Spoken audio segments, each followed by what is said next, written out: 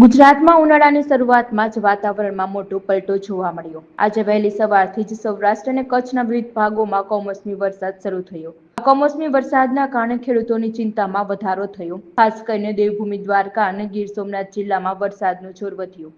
આ કમોસમી વરસાદના કારણે પિંડારા ખાતે ચાલી રહેલી શિવકથા એક દિવસ મોકૂફ રાખવામાં આવી। આજના વરસાદી આંકડા પર નજર કરીએ તો કલ્યાણપુરમાં આજે સવારે 8 થી 10 વાગ્યાના ગાળામાં જ આશરે 1 ઇંચ વરસાદ ખાબક્યો। ગીર સોમનાથના વેળાવળમાં સવારે 6 થી 8 વાગ્યા દરમિયાન 25 વરસાદ નોંધાયો। દ્વારકાના આ તાલુકામાં પણ વરસાદ પડ્યો। ખામમંડળમાં 7 મુન્દ્રામાં 5 ભાણવરમાં 2 અને તલાલામાં 1 વરસાદ નોંધાયો।